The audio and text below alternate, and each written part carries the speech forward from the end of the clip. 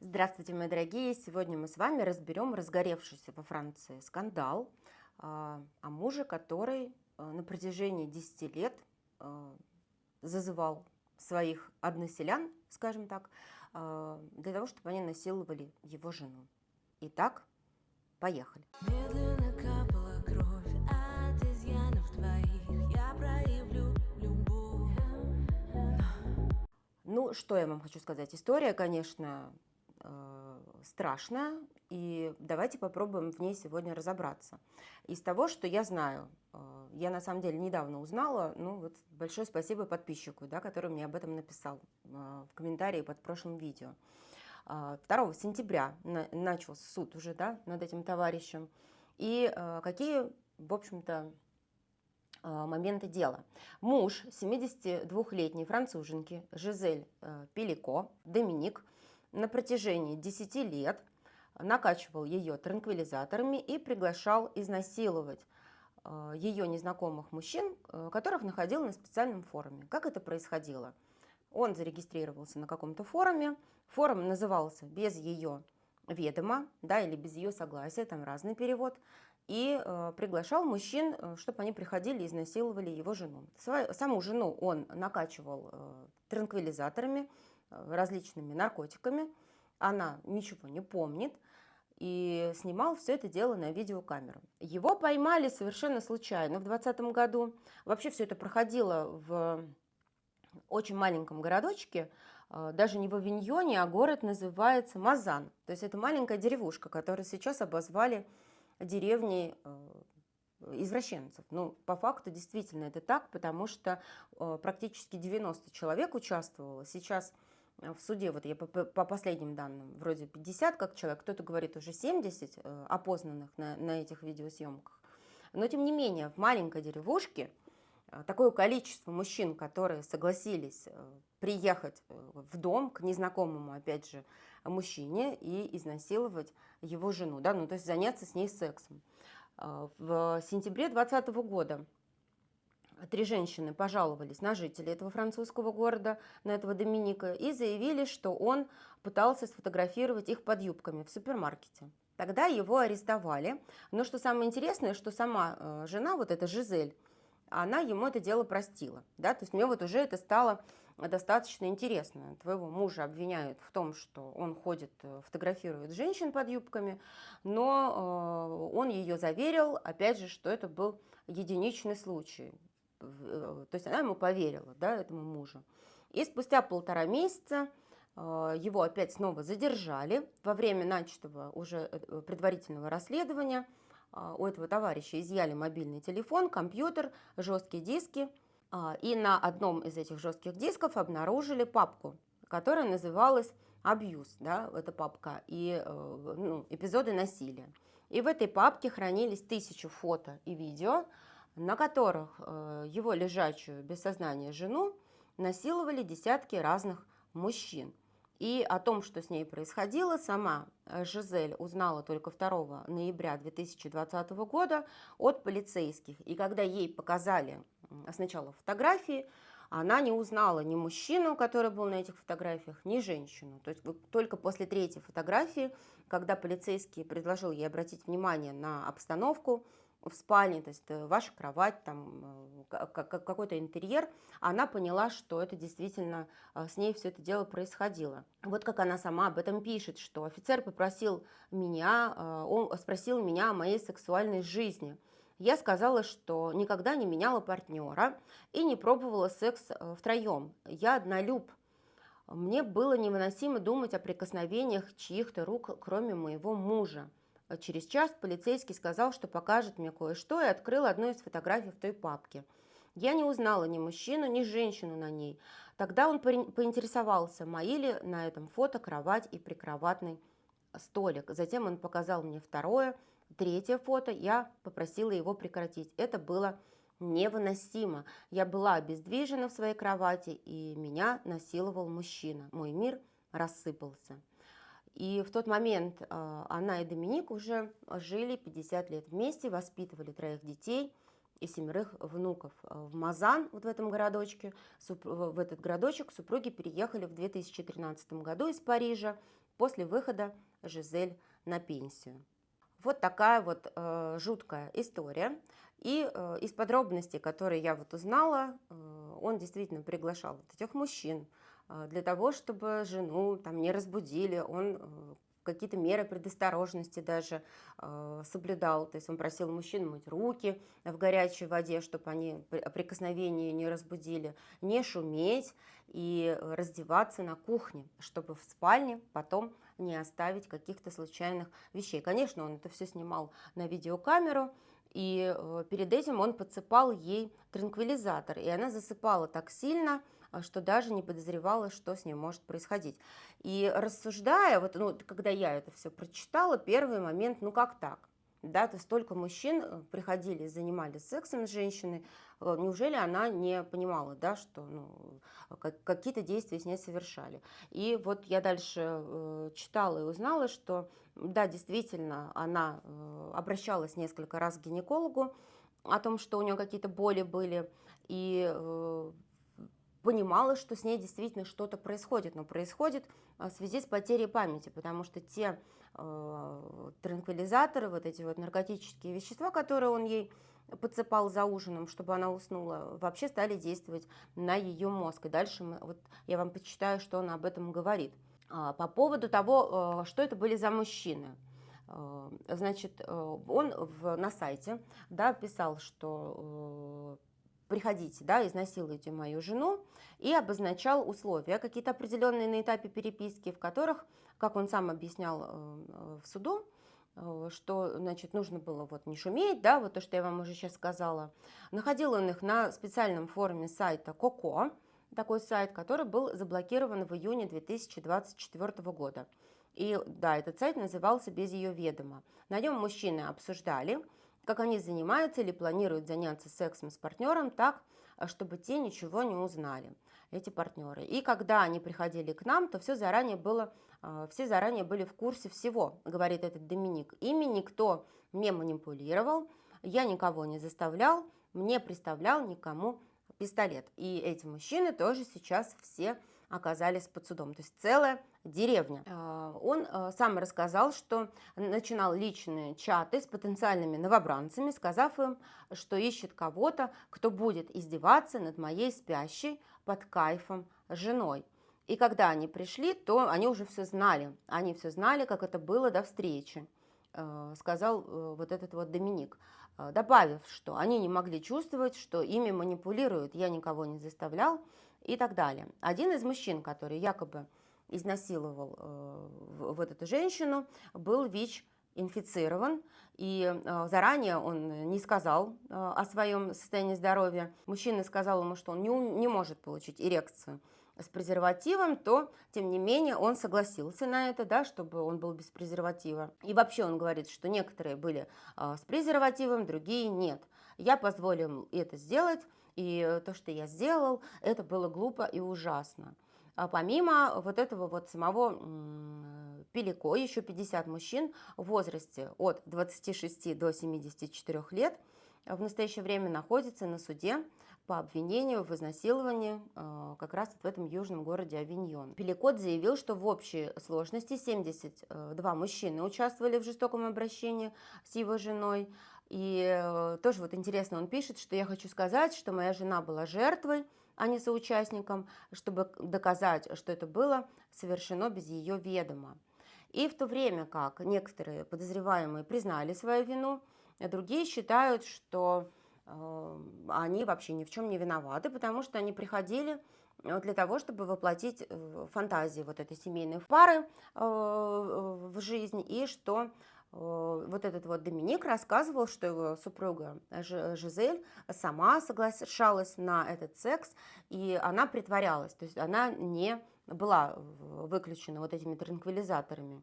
И согласно судебному документу следователи нашли 300 фотографий и видеодействий, и вот эти папки сейчас тоже находятся как доказательства в суде.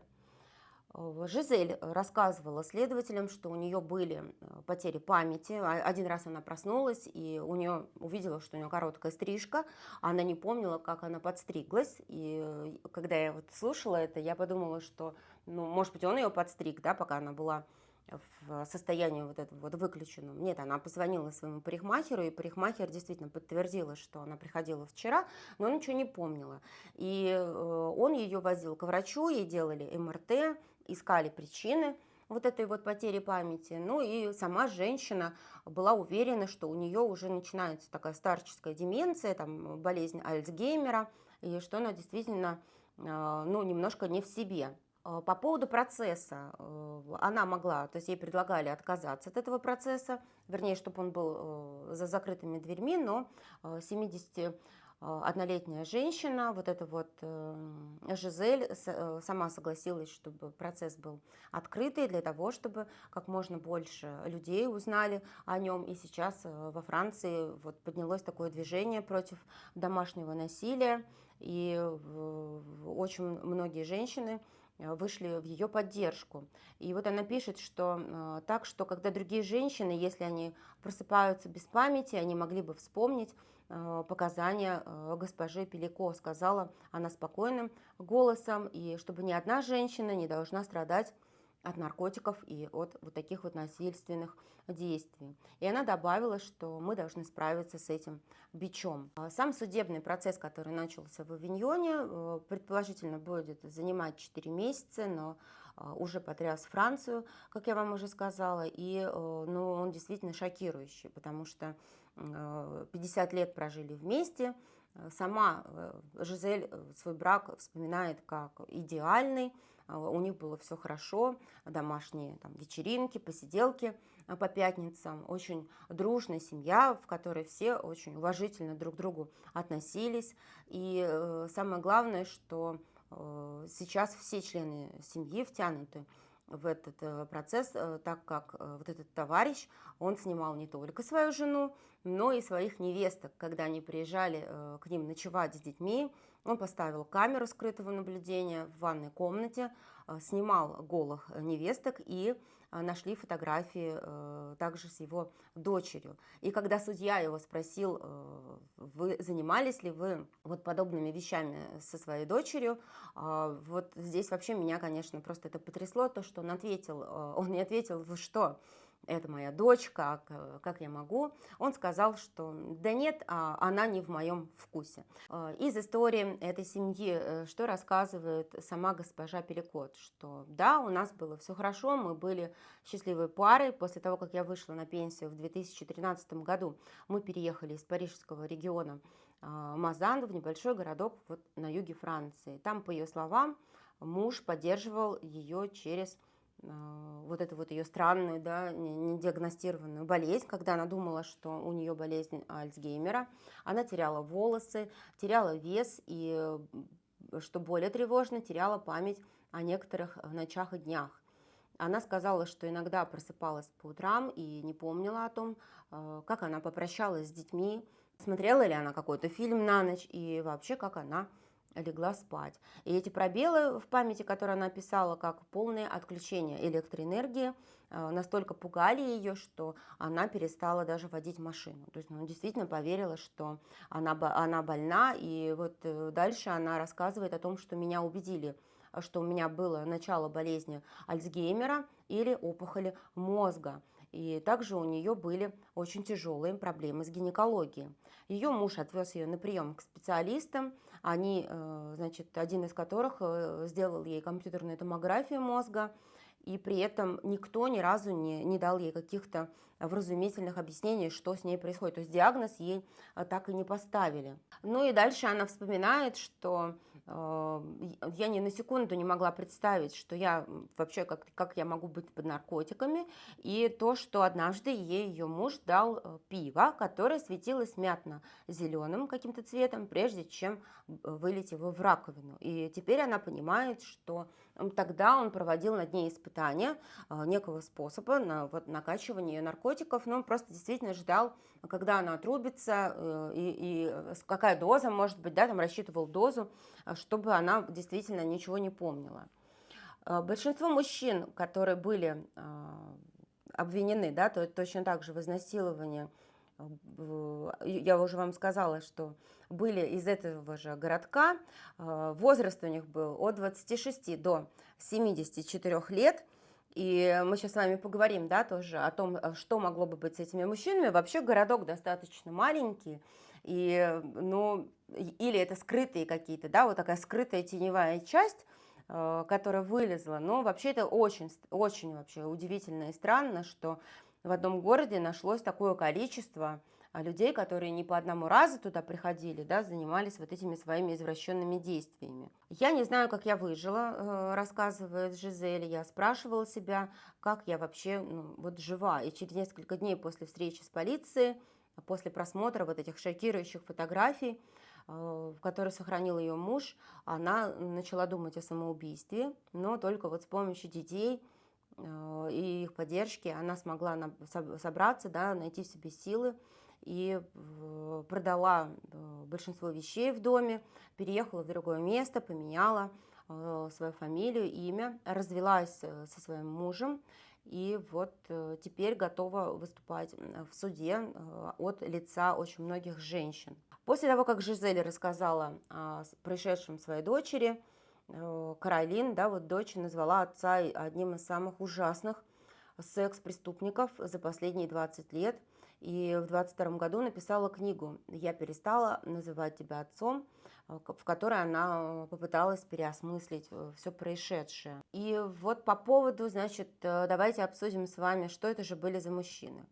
От пожарного до соседа, да, я нашла такую статью в СМИ, и о том, что всю деревню теперь Франция называет деревней насильников. Полиция установила, что Жизель Пелико изнасиловали 72 незнакомца, которые совершили около 90 актов насилия. Она не знала этих предполагаемых насильников, но рассказала суду, что узнала только одного из них, который пришел обсудить велоспорт с ее мужем в их доме, и я видела его время от времени в пекарне, и никогда не думала, что он придет и изнасилует меня. Всего перед судом пристал пока вот 51 подозреваемый, вот из того, что из последних данных, может быть, сейчас данные уже обновились, но это из тех, чьи личности удалось установить. 48 из них обвиняются в изнасиловании при отягчающих обстоятельствах, и большинству из них грозит срок тюремного заключения до 20 лет. Это максимальный срок за изнасилование во Франции, если жертву не убили и не пытали. Многие из обвиняемых не были, то есть благополучные граждане, они никогда не были под судом, и что еще интересно, у всех есть, то есть это не одинокие люди, у всех есть жены или пары. Это, ну, я вообще вот когда готовилась к этому выпуску, подумала, вот интересно, да, как весь этот городок шумел, и их же по очереди, да, там вычисляли, приходили, забирали, и насколько женщины должны были сидеть и подозревать, а мой-то вообще участвовал в этом во всем или нет. И после того, как все это открылось, потому что там, ну, 26 лет, да, вот что в голове у мужчины, что его возбуждало пойти заниматься сексом с женщиной в возрасте, да, ну, она же не молодая, женщине в престарелом возрасте, та, которая обездвижена. Но мы сейчас поговорим с вами про некрофилию, про эксгибиционизм, про вуайеризм, про вообще вот эти вот про куколдов поговорим и постараемся разобраться, откуда вообще все это такое может браться. Вот что еще тут интересное есть, что один из мужчин, да, который обвиняется, последовал примеру этого Доминика и, пользуясь его указаниями, давал своей жене тоже смесь вот определенных вот этих препаратов и приглашал других мужчин тоже ее насиловать. И полиция зафиксировала, то есть уже следующая ниточка пошла, полиция зафиксировала уже минимум 12 эпизодов сексуального насилия уже в отношении другой женщины. И сама вот эта женщина, Эмили О, говорит о том, что мной манипулировали, и я жила во лжи. Она прожила с этим товарищем 5 лет. Впервые встретила этого Хьюга М. в онлайн-знакомстве. У них была общая страсть к мотоциклам. И она описала его как уважительного и внимательного, но добавила, что он был неоднократно увлечен в изменах. И она сказала, что ему нужен адреналин, который он находил во время езды на мотоцикле, и сексуальных отношений. Да? Ну, здесь уже прям можем с вами поставить такой примерный диагноз, да, что это либо пограничная уже какая-то организация личности, когда нужен адреналин, когда нужны измены. Ну и учитывая, что он последовал вот этому примеру этого Доминика и точно так же объективировал, дегуманизировал свою жену, превратил ее в некую вещь для своих сексуальных услад, то ну, здесь уже, конечно же, речь может идти о том, что этот товарищ психопат, так же, как и главный герой, да, всей этой истории, этот Доминик. Доминику самому предъявили обвинения во вторжении в частную жизнь, так как на его компьютере обнаружили сделанные без согласия интимных фотографий дочери и двух невесток, и также, которых, вот я вам уже сказала, которых он тайно снимал в ванной, а также его сейчас обвиняют в изнасиловании и убийстве 23-летнего агента по недвижимости София Нарме в 1991 году в Париже и в покушении на изнасилование еще одной девушки в 1999 году. И вот когда, опять же, я вот читала весь этот материал, понятно, ну сейчас ему там 73 года, 10 лет назад, то есть ему было 63. А что он делал до 63 лет? Вот он терпел, он скрывался, он молчал. И я думаю, что сейчас очень много вылезет еще вот этого вот того, что было неизвестно про этого товарища, потому что вот уже с 99 года экспертиза ДНК, найдена на обуви женщины, показала совпадение с этим вот Домиником. Я думаю, что французские полицейские сейчас найдут там много чего. Да, 71 год ему. А почему он говорит, почему он пошел на вот такие вот свои действия извращенные? Потому что якобы женщина, она сама виновата. Да, он в суде говорит, она сама виновата, потому что она не хотела, она не соглашалась на свингерство. И поэтому вот он придумал вот такой вот способ укрощения своих демонов. И дальше он решил, что будет поить жену наркотиками, и пока она без сознания, он будет звать незнакомых мужчин, чтобы те занимались с ней сексом, и он все это будет снимать на веб-камеру.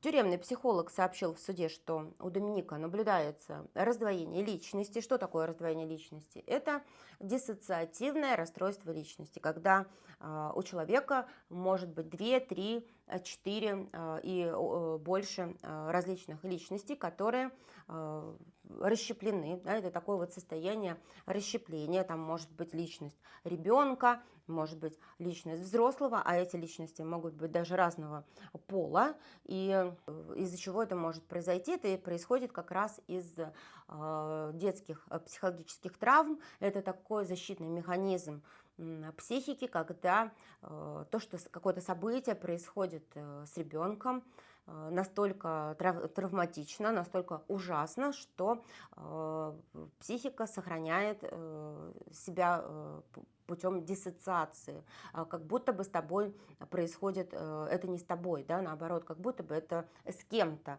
И таким образом личность расщепляется, одну личность насилуют, а присутствует, да, в этот момент в теле другая личность, которую не трогают, такой сохранительный механизм. И почему так произошло? Обвиняемый объяснял это тем, что он унаследовал от своего отца, который был сам жестоким насильником. И психолог также подтвердил, что по признанию последственного отец издевался над женой и насиловал падчерицу. И Доминик в детстве все это дело видел. Да? Сейчас мы с вами последствия тоже обсудим. Идеальная семья, следующая часть, да, моего рассказа. Как они жили, как они познакомились, и везде я пыталась найти, неужели он никак себя не выдал. Вообще, если мы будем с вами говорить вот этих вот перверсиях, да, то, что я вам рассказывала в предыдущих видео, это детская сексуальность, это сексуальность, которая не достигла генитальной стадии, когда мужчину не возбуждает женщина, там, ее тело, а мужчину возбуждают какие-то действия, да, совершаемые с этим телом, обстоятельства дела или какая-то часть, то есть это сексуальность к частичным объектам. Это детская сексуальность, которая фиксируется на стадии эдипового комплекса. И, как правило, такие мужчины не могут вести сексуальную жизнь нормальную, если мы вот возьмем известные нам факты каких-то серийных маньяков, насильников, таких же извращенцев, и почитаем воспоминания их жен или показания их жен, то ни один мужчина не мог вести нормальную, полноценную половую жизнь со своей женой, потому что ему нужны были атрибуты, ему нужны были вот те самые фетиши, те самые частичные объекты или какие-то обстоятельства, при которых он бы возбуждался. То есть его возбуждала не женщина, а что-то такое, что должно было в этот момент происходить. Но, тем не менее, сама вот Жизель рассказывает о том, что у них была идеальная семья. И Доминик влюбился в Жизель, которую считал святой. Да, здесь вот мы с вами можем сказать, что, скорее всего, он с ней толком сексом нормально не занимался. Раз у него было вот это расщепление на святую и шлюху, да, или мадонну и блудницу, вот этот комплекс известный Мадонны и блудницы, то она была для него святой женщиной. Она была для него воплощением матери. Она рожала ему детей, она обеспечивала быт. Но на стороне, конечно же, он искал, где он может воплотить свои вот эти вот сексуальные перверсии. Когда им было по 18 лет, вот они познакомились, и через 2 года они поженились. Пелико получал специальность электрика и работал во французском энергетическом гиганте, но в начале 2000-х годов решил переквалифицироваться и начать новую карьеру в качестве предпринимателя. В 2004 году он развелся с женой, назвав это стратегическим шагом, чтобы оградить ее от долгов, которые он накопил в результате неудачной попытки своего вот этого вот предпринимательского дела. Дальше он решил стать агентом по недвижимости, из-за чего паре, которая все равно была по-прежнему вместе, пришлось занимать деньги из разных источников. Но, несмотря на финансовые трудности, пара снова поженилась в 2007 году. И стабильный доход Жизель, которая работала менеджером в парижской компании, позволил им в конечном итоге свести концы с концами. Бегал, толком нигде не работал, занимал деньги, везде прогорал и сидел на шее у жены. Все замечательно, то есть обычное явление.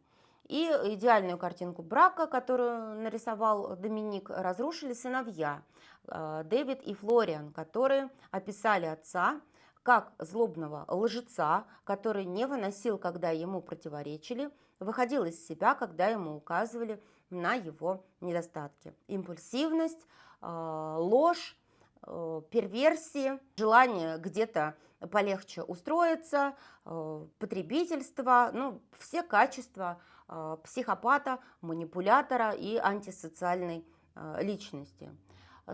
Дальше сообщается, что Доминик пытался оправдать свои действия большим сексуальным желанием, которое не могла удовлетворить Жизель. И много лет якобы ему удавалось более-менее держать в узде своих внутренних демонов, но в конечном итоге они вырвались на свободу.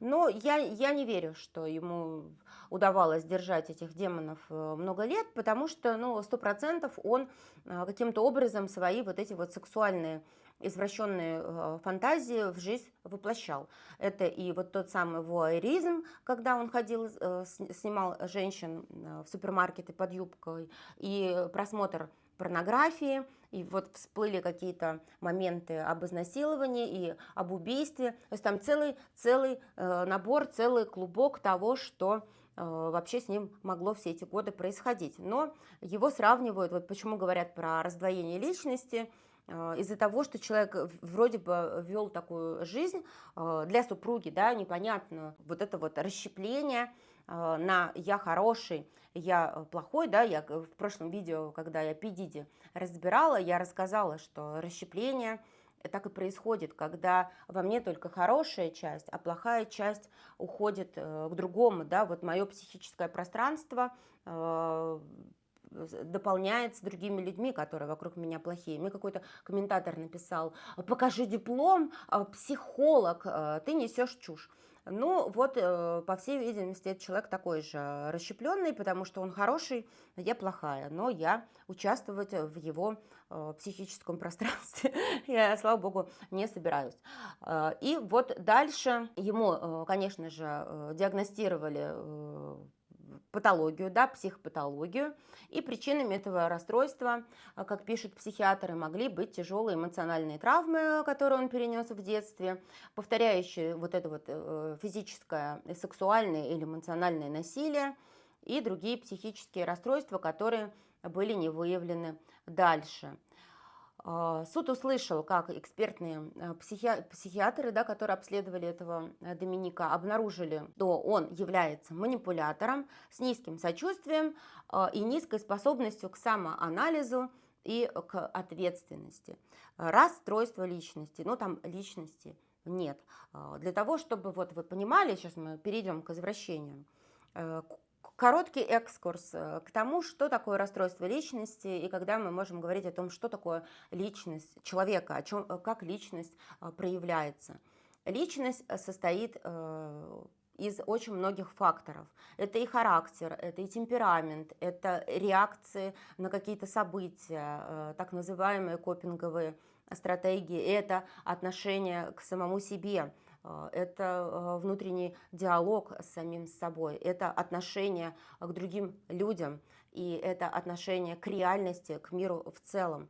И когда вот этот вот набор факторов собирает такое количество ингредиентов, это как река, которая течет по определенному руслу. И это постоянная, неизменная величина. Это не болезнь, их нельзя назвать больными людьми, да, вот в полном смысле, потому что там ничего не болит. У болезни есть начало и есть конец. У болезни есть те самые процессы обострения и процессы ремиссии. Нет, это вот устойчивое такое расстройство личности, устойчивый характер, можно так назвать, который неизменен. Он вот уже сформировался, и человек с ним живет. И вот он дальше сказал суду, что то, что он делал, это было зависимостью. У меня были зависимости, у меня были потребности, я поставил все на кон, не задумываясь, я был эгоистом, и мне стыдно. Здесь о болезни, да, психиатрической, то есть если, естественно, его признают вменяемым, потому что он, ну, правда, он осознавал, что он делает. Вот у меня есть потребности, я буду это делать, и абсолютно отдавал отчет своим действиям. Но тут к тому, что он хочет, к этим потребностям, у него не было еще следующего, да, дополнительного такого вот ингредиента того, что что скажет моя жена, а как она себя почувствует, а могу ли я ей сделать больно. Ну, им все равно. То есть если брать вот психопатов, их больными нельзя назвать, вот с точки зрения, опять же, болезни. Это люди, которые очень прекрасно понимают, что они и для чего они делают, но им все равно, потому что та самая депрессивная стадия, о которой говорила очень известный психоаналитик Мелани Кляйн, когда наступает чувство вины и когда боязнь обидеть кого-то. А вот эта вот стадия у них не пришла. Да, у таких вот недоразвитых личностей, они остались на параноидно-шизоидной фазе, они остались в расщеплении. То есть я хороший, все плохие. И сейчас я вам предлагаю поразбираться, что же там могло быть, да, почему вообще происходят такие нарушения, почему люди становятся такими извращенцами. Вот в контексте в данной ситуации, если мы с вами посмотрим, что там происходило. Была пара, муж и жена. И для того, чтобы мужу получать какое-то сексуальное удовольствие, ему было необходимо смотреть на то, как его жену кто-то насилует, кто-то с его женой занимается сексом. Это куколд. с одной стороны. Куколд – это как раз тот мужчина, да, рогоносец их называют. Где-то я читала, что это тоже французское название. От кукушки вышло, то есть как вот кукушка подкладывает свои яйца в чужие гнезда, чтобы другая птица вырастила ее птенцов. То здесь точно так же куколд подкладывает свою жену под другого мужика. Но если брать классическое, да, классическое сочетание, то такую жену, если она с своего согласия все это делает, называют секс-вайф. Здесь согласия у супруги не было. Но, тем не менее, все, что касаемо взаимоотношений пары и третьего человека, это все триангуляция, так называемая.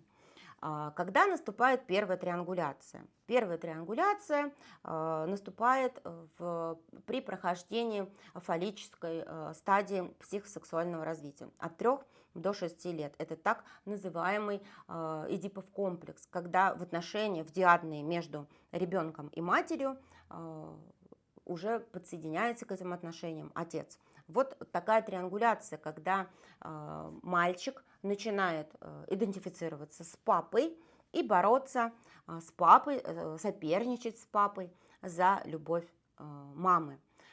И понимая, что папа сильнее, папа любит маму, мама любит папу, у них определенная пара, ребенок отступает, то есть дальше переходит так называемая латентная стадия, и только в генитальной стадии возвращается эти вот отголоски Эдипова комплекса, когда опять возрождается сексуальность, это в пубертат с 12 лет, но там уже у ребенка очень сильно развито суперэго, некие табу, и сексуальность обращается в сторону сверстниц, в сторону девушек, да, ну, если мы про мальчика с вами говорим. Когда Эдипов комплекс проходит неправильно, когда есть какие-то фиксации и психологические травмы, там может быть все что угодно. И гомосексуализм возникает, и перверсии различные, и извращения, и тот самый аутоэротизм нарциссический именно вот в этот момент начинает возвращаться, да, как Фрейд говорил, что есть первичный нарциссизм, когда мы все рождаемся, мы нарциссики. Дальше мы начинаем приобретать свою личность, и когда это невозможно, человек обращается обратно к себе. Тот самый ребенок, у него либидо то самое уходит вовнутрь себя, и таким образом образуется аутоэротизм, вот этот нарциссический, когда я прусь сам от себя. И что происходило в семье вот этого Доминика? В семье Доминика был психопатический, жестокий отец-насильник. Ребенок должен был сепарироваться от мамы в этот момент и идентифицироваться с отцом и соперничать с отцом за любовь мамы. При таком угрожающем, жестоком отце ребенок испытывал, в психоанализе, как Зигмунд Фройд это называл, страх кастрации, да, когда маленький мальчик понимает, что отец сильнее, и он может у него отнять его мужественность, как он ему не даст стать мужчиной. И здесь, скорее всего, такая же история произошла. Ему было страшно сепарироваться от мамы и идентифицироваться со страшным таким вот насилующим и угрожающим отцом. Это первое. А второе, это то, что он не мог с ним идентифицироваться, да, или идентифицировался с агрессором. Но тогда бы он стал таким же психопатом, а возможно он идентифицировался с агрессором. Да, я не знаю эту историю, я могу вот только предполагать, если дело дойдет до того, что это действительно он совершил убийство, возможно он с отцом и каким-то образом идентифицировался и принял его, да, вот эти вот его внутренние, его интроекты себе, его поведение, его стиль поведения и его психопатию. Но если мы с вами вернемся опять же к триангуляции, я как-то делала выпуск про ревность, что патологическая ревность, такая параноидальная ревность, когда она не имеет под собой никаких доказательств, да, никаких оснований, она говорит о том, что мужчина, который придумывает своей женщине якобы какого-то мужчину, с которым она изменяет, начинает женщину мучить вот этими своими подозрениями о ревности, этот мужчина имеет в себе внутри латентные гомосексуальные наклонности. Почему? Потому что вот так вот представляя у себя это такие фантазии, что есть какой-то некий мужчина, и он насилует жену или там занимается с ней сексом, в этот момент этот мужчина параноидальный представляет себя на месте жены. Посмотрите этот выпуск, я там достаточно подробно объясняю, как вот эта вот инверсия происходит, этот механизм, и почему это латентная гомосексуальность. Здесь такая же история, только эта фантазия, вот эта вот параноидальная фантазия, она воплощена уже в жизнь. Ему было необходимо, чтобы кто-то приходил и насиловал его жену. Он снимал это все на видеокамеру. Для чего он снимал это все на видеокамеру?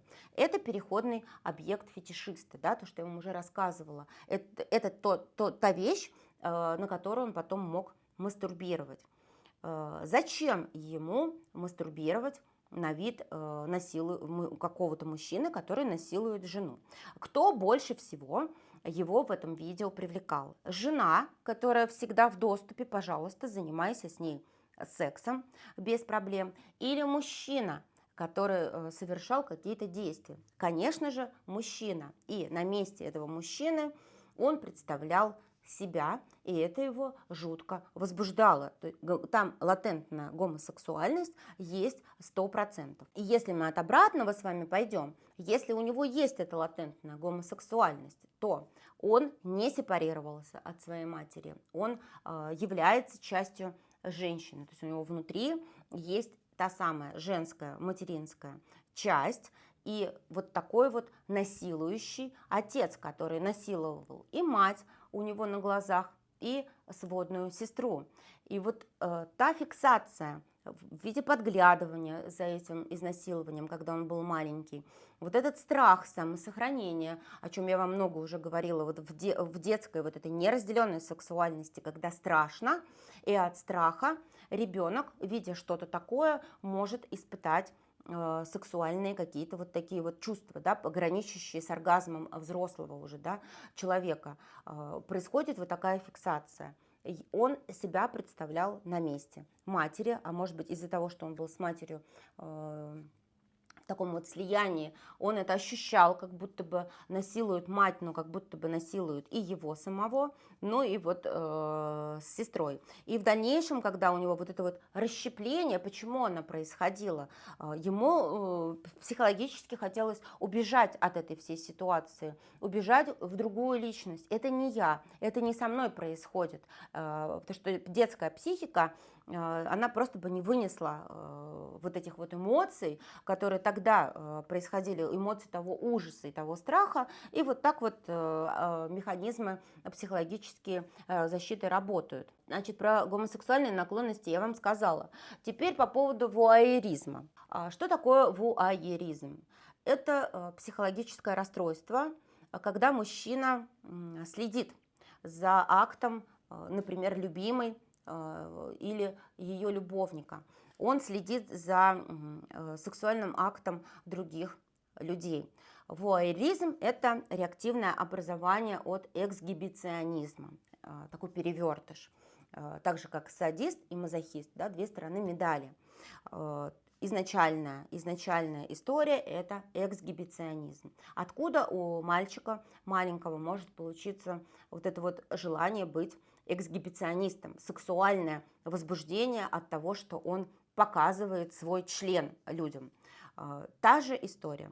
Либо это то, что я вам уже тоже рассказывала, читала даже пример из криминальных там разных хроник, когда мать властная, мать поглощает отцовскую фигуру, отцовская фигура уничтожена, мать постоянно отца втаптывает в грязь, и ребенок не может сепарироваться от матери и идентифицироваться с отцом, потому что отец слишком слабый, от отца нет никакой защиты, и вот такая вот пожирающая фигура матери. И при этом мать, уничтожая отца, рассказывая ребенку, что отец импотент, отец недостойный, отец недоделанный там у тебя, ребенок перенимает это все на свой счет. боится вот этих вот унизительных высказываний матери и чувствует себя там стыд и чувствует себя ничтожным.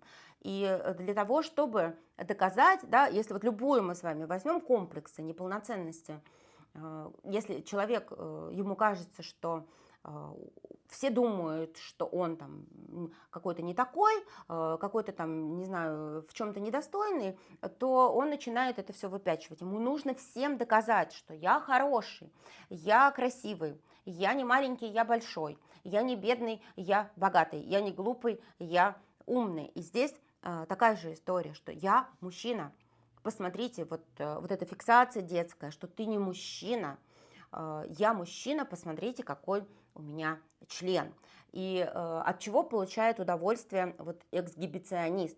Не от того, что он потом, показав член, он с женщиной вступает в сексуальный акт, а от того, что женщине либо противно, либо она пугается, либо она ругается, какие-то она эмоции выдает.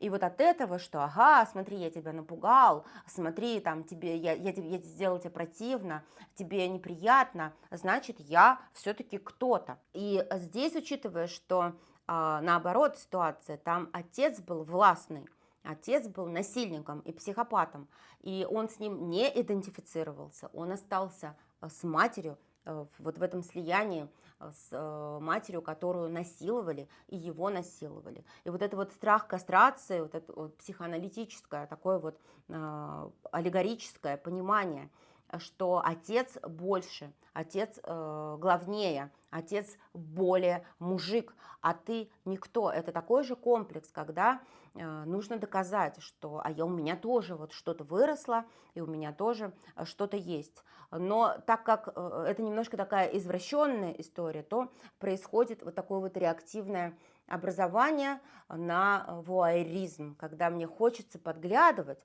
и наоборот себя представлять на месте вот этой вот женщины, которую насилуют, над которой издеваются, и тем самым убирать от себя вот ту самую расщепленную плохую часть. Если он называл свою жену святой, что он ее очень сильно любит, то он точно так же, она для него была по факту материнской фигурой. Он точно так же был с ней вот в этом своем психопатическом слиянии, и она была второй частью его психики, куда он отщеплял, проецировал всю свою плохую часть. И вот эту плохую часть, ненавистную для него, нужно было наказать, ее нужно было убить, ее нужно было каким-то образом очернить. И вот это вот ощущение, когда у него появлялось внутри ощущение собственного там уничтожества и какой-то ущербности, ему нужно было срочно испытать вот эти вот ощущения в виде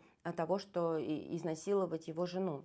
Дальше, что еще нужно сказать? Вот я когда Пи-Диди разбирала, и там тоже была такая же история, что он со студенческих лет занимался сексом, подпаивал девушек либо алкоголем, либо в дальнейшем наркотическими какими-то веществами, таблеточками и так далее. Это обездвиживание жертвы.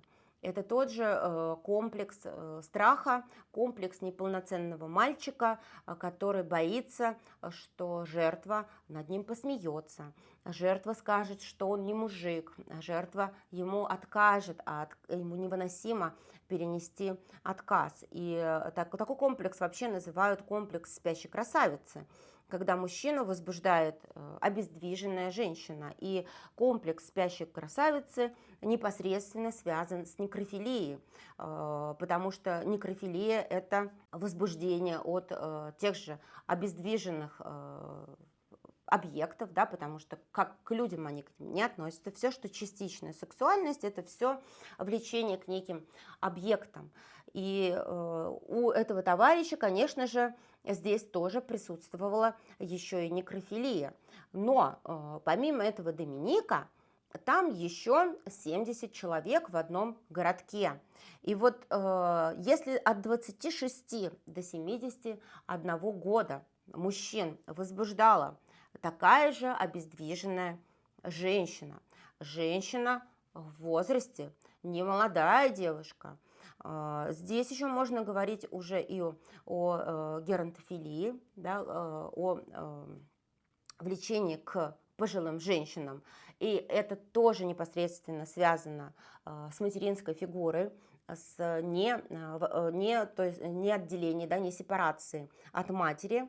И желание, такая же внутренняя неполноценность, боязнь отказа и желание заниматься сексом с обездвиженным, мертвым объектом. Потому что в данном случае, еще раз повторю, здесь не идет речь ни о человеке, ни о женщине. Это дегуманизация, это объективация. Женщина обездвижена, она не дает никаких эмоций, это просто некий объект для удовлетворения и вот самое главное аутоэротичного акта, потому что все эти акты частичная сексуальность детская, они все аутоэротичны. Это такая мальчишеская мастурбация, но на что-то, на какое-то действие, на какую-то сцену,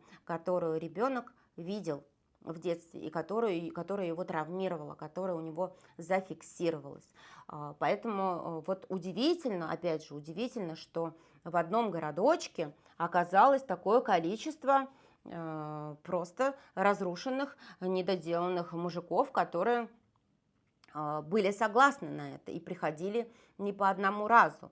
И там был и полицейский, и пожарный, и даже какой-то там чиновник из какого-то собрания городского, и пекарь, и дальнобойщик.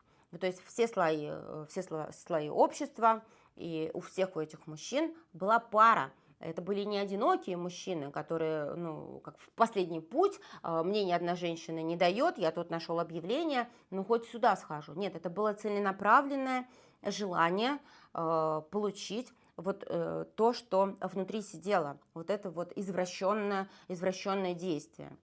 И будем, конечно же, смотреть, как будут разворачиваться события в этом суде. Я с вами на этом прощаюсь и до новых встреч. Пока.